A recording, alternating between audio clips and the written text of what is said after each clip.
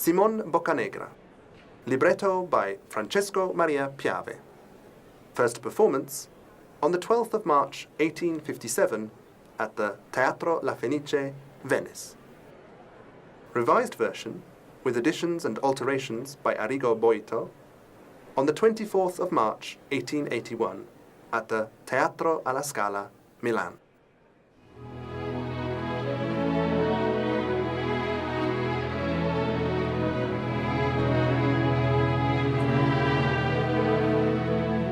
Verdi wrote to his friend, Clarina Maffei, about the first performance of Simon Boccanegra at the Teatro La Fenice.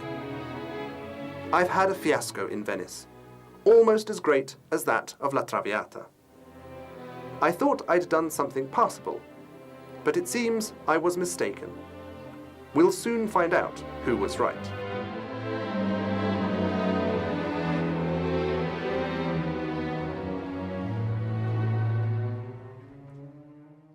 Genoa and surrounding areas, middle of the 14th century. Two opposing factions fight over the election of the new Doge, the plebeian party led by Paolo Albiani, and the patricians supported by Jacopo Fiesco. Paolo backs the election of Simon Boccanegra, a corsair who has served the Genoan Republic.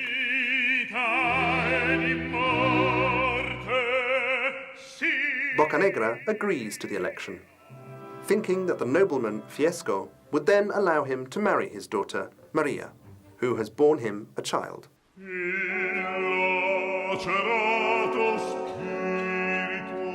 Maria has died of grief, and Fiesco curses Boccanegra.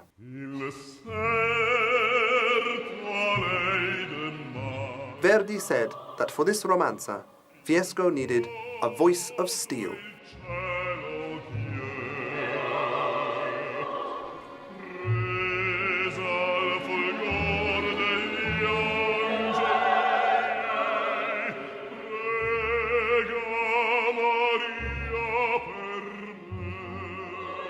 Fiesco asks Boccanegra for his granddaughter back.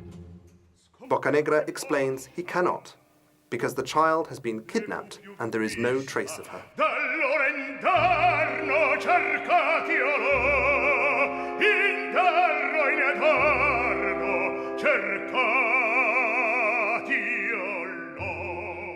Boccanegra discovers Maria's lifeless body. The people hail Boccanegra, who has been elected Doge.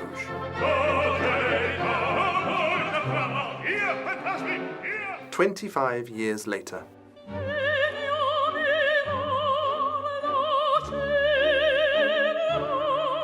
Amelia, the daughter born out of the relationship between Boccanegra and Maria, believes that she is an orphan. The young girl was adopted by the Grimaldi family and is now tutored by Andrea, who is actually none other than old Fiesco. Neither of them know that Amelia is Fiesco's granddaughter. The young girl is in love with the gentleman Gabriele Adorno.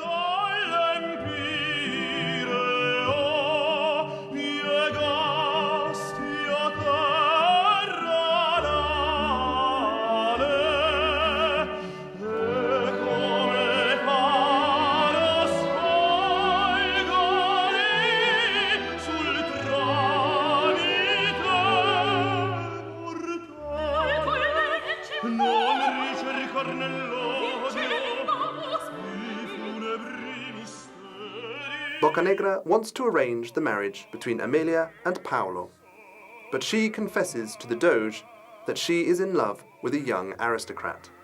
She also confides in him that she is not of noble origin, but an orphan, and she shows him a locket containing her real mother's portrait.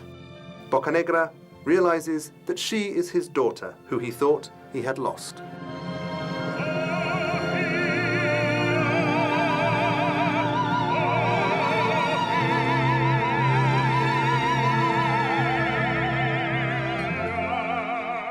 In a climax full of dramatic tension, father and daughter recognize each other.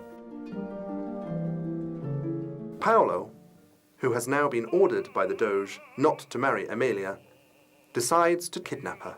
But Amelia manages to escape.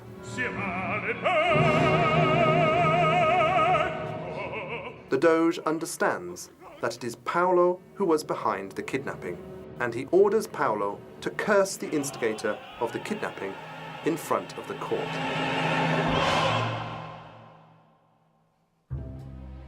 Paolo, full of terror, curses himself.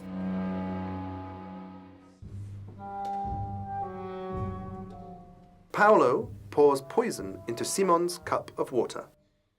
So Paolo turns to Gabriele and attempts to make him jealous by making him believe that Amelia is Boccanegra's lover.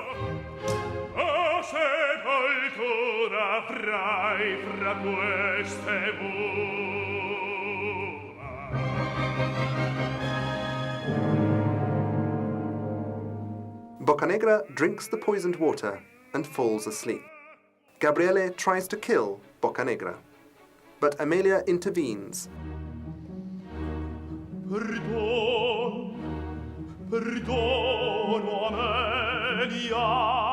Gabriele asks for forgiveness. Boccanegra gives his consent for the marriage between Gabriele and Amelia.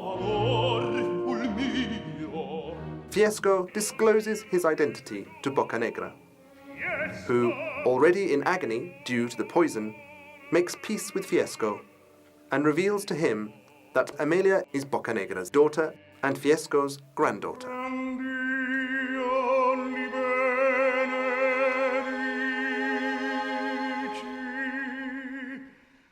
Before he dies, Boccanegra gives his blessing to Gabriele and Amelia and names Gabriele his successor.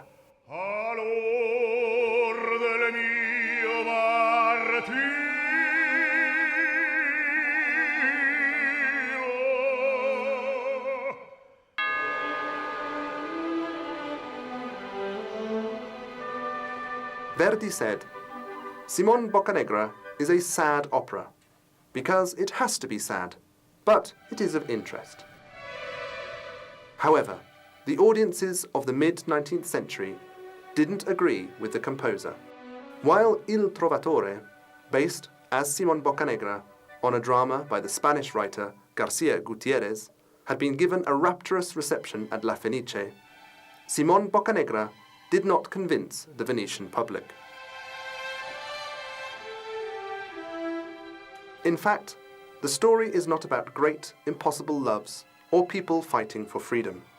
Instead, the character of this drama is defined through its mystery, conspiracies, double identities, and pretense.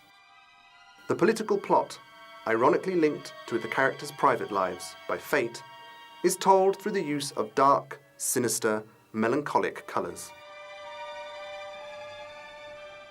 The style is prevalently rather severe and traces a vocal outline between declamato and arioso that doesn't leave space for ventures into catchy tunes, the rhythm of waltzes, or ample choral scenes. Verdi went beyond the traditional vocal models of his past operas, and for this reason, Simon Boccanegra can perhaps be considered his most visionary work.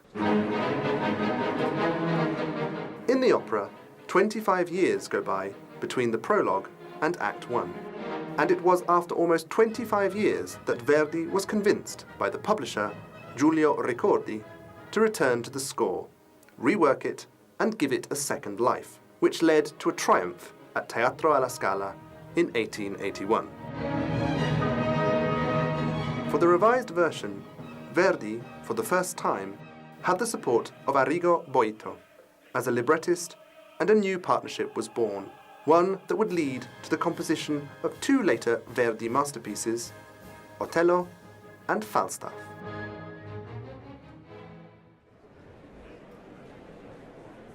In the classification of Verdi's most performed operas in the world, Simon Boccanegra comes in 12th place.